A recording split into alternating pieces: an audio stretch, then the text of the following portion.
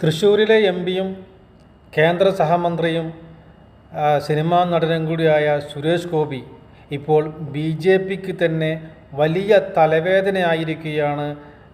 ഈ സുരേഷ് ഗോപിയുടെ ചില പ്രവർത്തന രീതികൾ കൊണ്ട്. എന്തെങ്കിലും പരിപാടികൾക്ക് വിളിക്കുമ്പോൾ എന്നെ സിനിമാ നടൻ എന്ന രീതിയിൽ വിളിച്ചാൽ മതി, എന്നെ ഒരു മന്ത്രി എന്ന സഹമന്ത്രി അല്ല കേന്ദ്ര സഹമന്ത്രി എന്ന രീതിയിൽ എന്നെ ക്ഷണിക്കരുത്. ഞാൻ എന്തൊരു ഉദ്ഘാടനത്തിന് വന്നാൽ പാരിതോഷികം ഞാൻ വാങ്ങും, അത് സിനിമാ നടൻ എന്ന രീതിയിലാണ് പാരിതോഷികം വാങ്ങുക എന്നെല്ലാമാണ് പറയുന്നത്. അത് സുരേഷ് ഗോപിക്ക് തന്നെ അറിയാം, ഞാൻ പാരിതോഷികം മന്ത്രി എന്ന രീതിയിൽ വാങ്ങിയാൽ അത് കൈക്കൂലിയായി കണക്കാക്കപ്പെടുമെന്ന് അത് സുരേഷ് ഗോപിക്ക് തന്നെ നന്നായിട്ടറിയാം.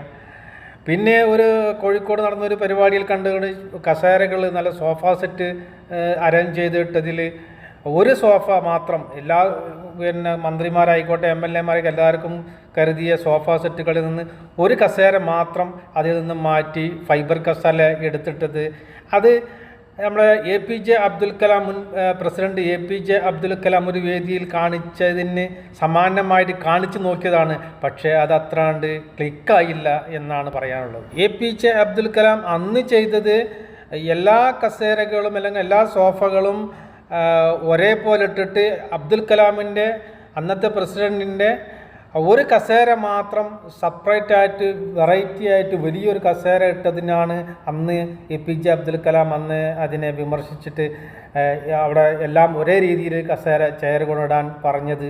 അത് മറ്റുള്ളതും കൂടി ഒരുമിച്ചിട്ട്, അതായത് അബ്ദുൽ കലാമിന് മാത്രമായിട്ടൊരു പ്രത്യേക പദവി വേണ്ട എന്നുള്ളതാണ്. പക്ഷേ ഇവിടെ അങ്ങനെയല്ല, എല്ലാവർക്കും തുല്യ കസേരകളായിരുന്നു.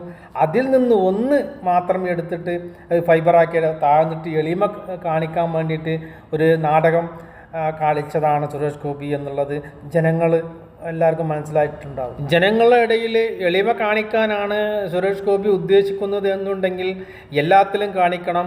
അത് ഉദ്യോഗസ്ഥരായിക്കോട്ടെ, സ്വന്തം വീടായിക്കോട്ടെ, സ്വന്തം വാഹനമായിക്കോട്ടെ, എല്ലാത്തിലും ആ എളിമ കാണിക്കണം എന്നാണ് പറയാനുള്ളത്.